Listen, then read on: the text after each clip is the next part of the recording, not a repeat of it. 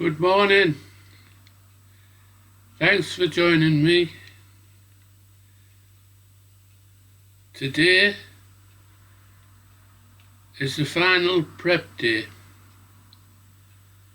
My first ever test day at the track.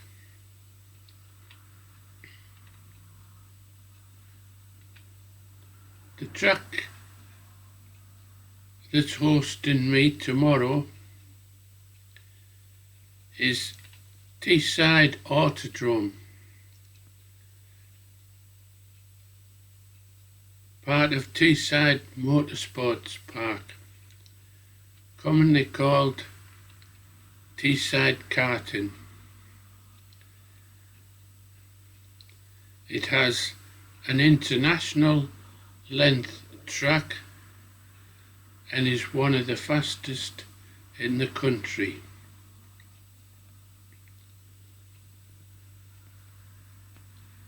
I'm only interested in the straights. We've come to a time where, and I knew it would come, when I couldn't enjoy cornering, I would prefer to just go fast in a straight line. How fast and how far? Well, I guess tomorrow will be a good indicator.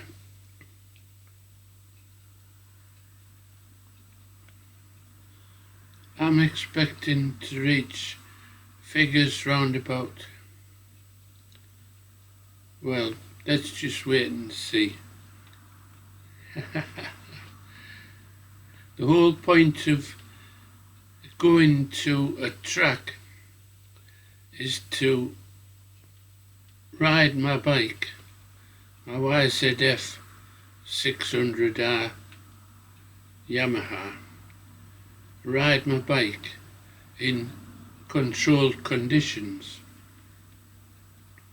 Full leathers, decent helmet, boot, gloves, bike prepped as well as I can, and just the ability to go fast in these controlled conditions over approximately 1/8 of a mile. Now, standard times for my bike, 0 to 60, 3.3 seconds. That's faster than many sports cars, even of today. So, we could occasionally do this on the road, but it would all come to grief. A track is where speed is catered for. So getting back to that prep for that first ever track day. I visited the track yesterday, of which the management and staff are fantastic. If you want an enjoyable experience, pop down to Teesside Karting and book yourself a test drive or some track time for your vehicle. 2 or 4 wheels, big or small, they seem to cater for them all. I'm a poet, and I didn't know it. So, prep. Well, the bike's been built over the last winter, and it's had a few runs out on the road. So the bike's as prepped as it can be. Lights and mirrors been taken off, obviously.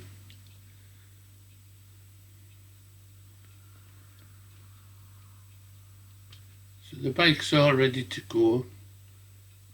The custom trailer's finished to allow me to get the bike on and off the trailer and to the track and back with the least possible exertion. I have limited energy.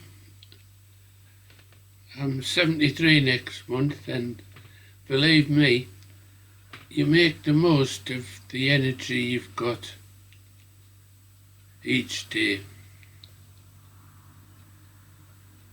To enjoy or maximise the enjoyment at the track, I've loaded up the bike already, and it's in the garage, all locked up, lashed down, attached to the trailer. So that's all ready to open the garage door, sort the trailer out, attach it to the car, and off I go tomorrow.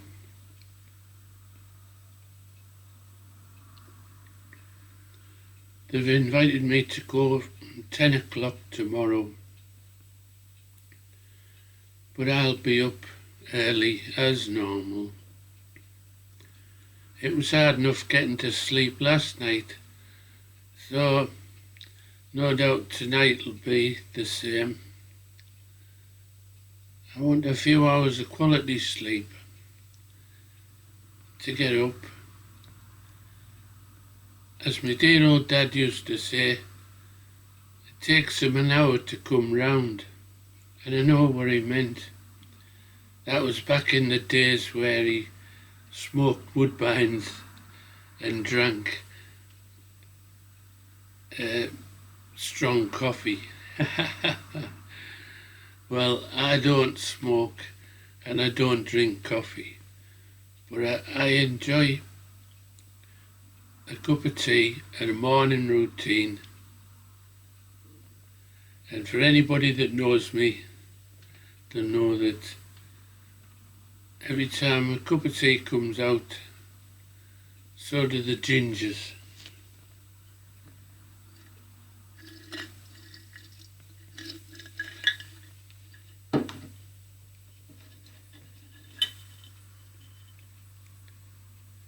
Can't beat a ginger.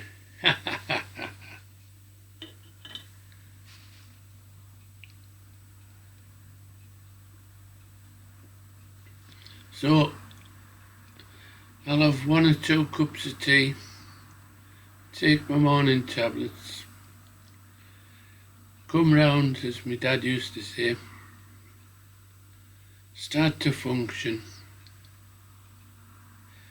I might even have an early breakfast to give myself some energy, which leads me on to prep for the tomorrow. Big bunch of bananas purchased yesterday. Plan to take them and consume as many as I need to give me bursts of energy throughout the day.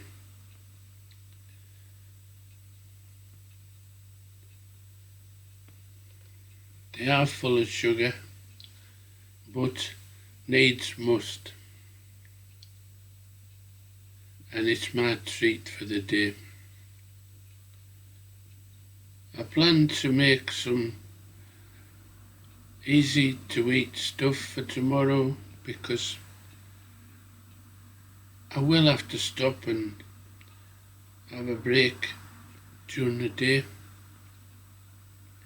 So I think it'll be salmon sandwiches,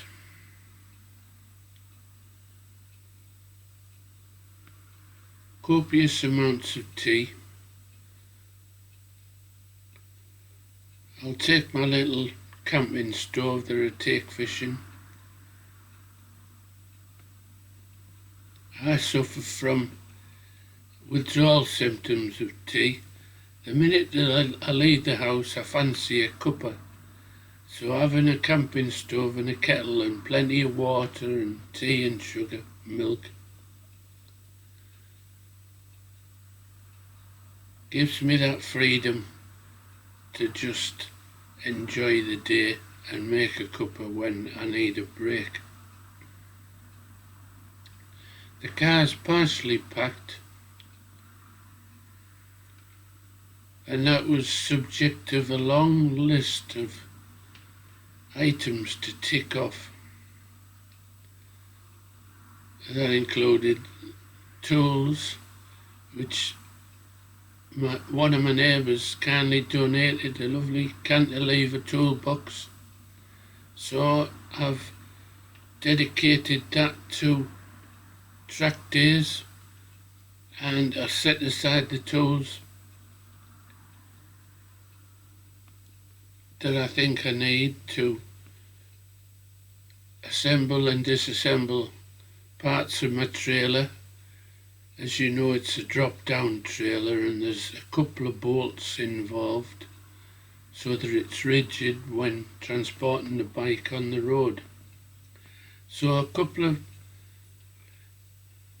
much needed spanners, a couple of hammers, different sizes. That was for you, Phil.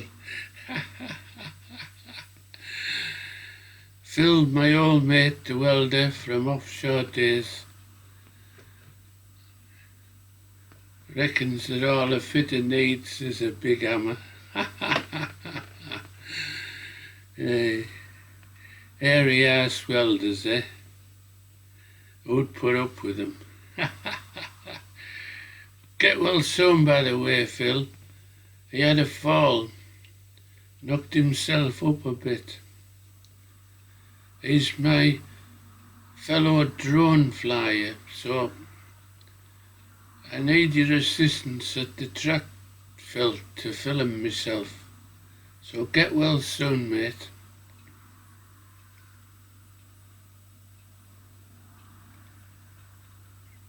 Back to the prep. Food, drink, a chair to sit down. My good old Minnie has gone through this process many times on my fishing trips and a tour of the country I did last year, 900-mile trip, stopping off and filming things and catching up with family.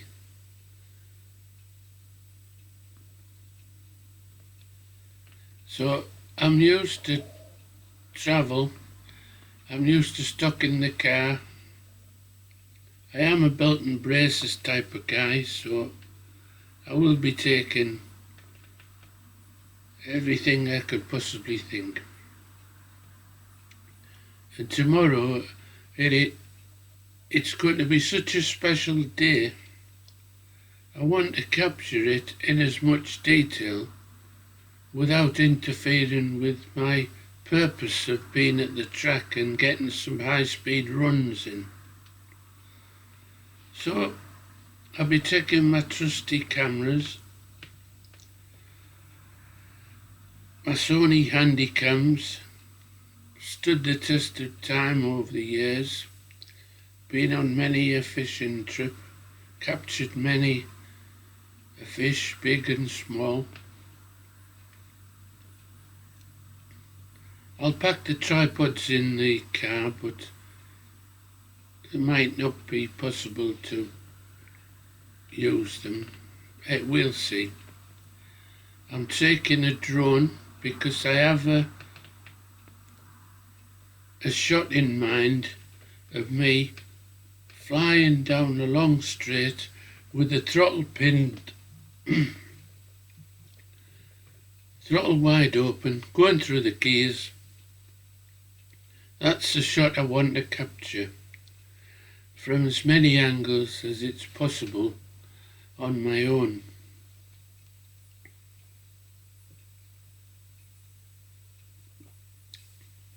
My trusty Mavic Pro can be relied on to do the business, and then the next couple of days I'll be editing footage. I'll be mounting a 360 camera, as you may have seen in recent ride-outs on my bike. I mount the 360 camera on a unicorn spike, and I'll turn on GPS stats so we'll see what that looks like. Talking of stats, I have a GPS gadget called a draggy.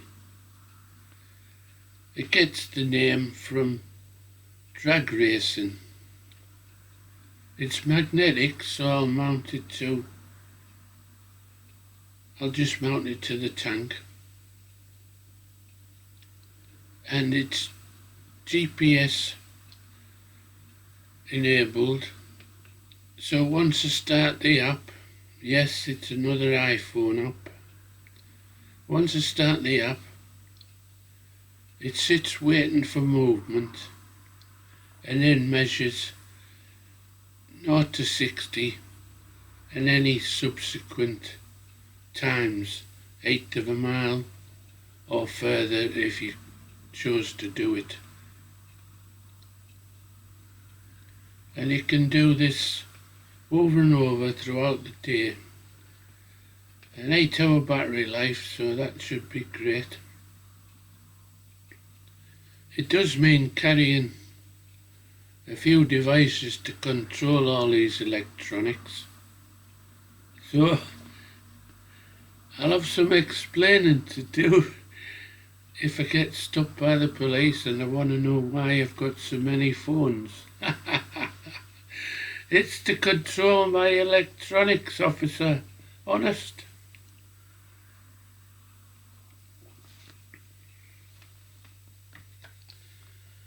I have one phone, a main one, and that has the possibility to control every device, but I'll use it just for the draggy and communications.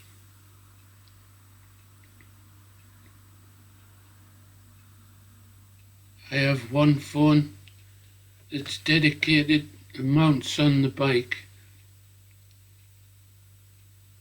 Notice I don't put my decent phone on the bike in case it shakes it to bits. So I have a relatively old iPhone 8 that controls the Insta360 app, and that'll do, mounted to the bike most of the day. And even a third phone. Funny how you hang on to these phones and not realise what the value of them are, but they're great for controlling the devices. And I may well use that phone to control the Mavic Pro drone when I'm taking selfie shots from the air. Now, I want to be concentrating 100% on the bikes, so I plan to just put the drone up and have it hover, nothing else, nothing more. I'll set the return to home point for a safe point on the track so that it lands. Should the battery ever run low, it'll go back to the home point and land safely out of the way of anything and anybody. But time will tell how it all works out. Having multiple devices and multiple Bluetooth signals and GPS signals can sometimes interrupt or spoil the connection from one device to another. So it'll be a learning curve, and hopefully we'll all learn something from this experience. The prep today includes trying to keep my nerves in order. I don't want to get too excited and peak before the day. I have things to do, and my mind never stops.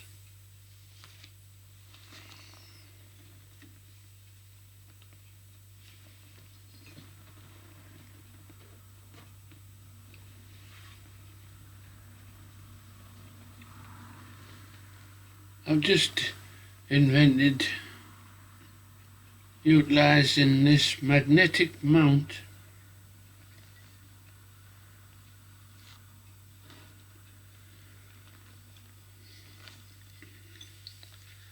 and my controller for the drone, and I've thought of an idea to mount this on the tank.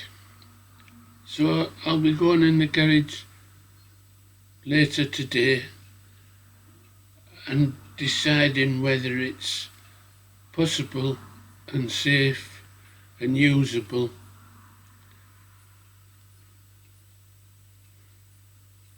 to take off and fly the drone from a standing position on the bike.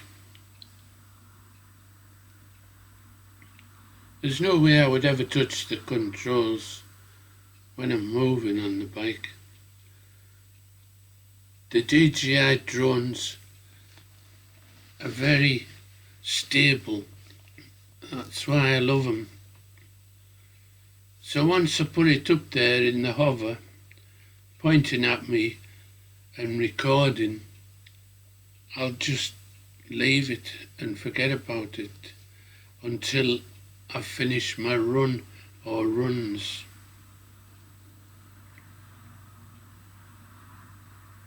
So a few cameras trying to capture the moments so I can play back and enjoy them at my leisure. This track day isn't a one-off. I hope to repeat it, but it's a big thanks to Bob Pope, the actual creator of Teesside Karting, and Paul and Kat, the present owners, and Chris among the staff. It's a big thanks to them all, enabling me to fulfill this ambition of going fast in a straight line in controlled conditions. So I'm trying not to wish my day away because life's too short anyway, but I look forward to seeing you in the follow-up video when I report back about my day at the track. Thanks for watching. Thanks for all your support. Hope to see some of you at the track tomorrow. If I'm focused with my game face on, forgive me and catch me when I'm having a break, a sandwich or a cuppa. Thanks for watching.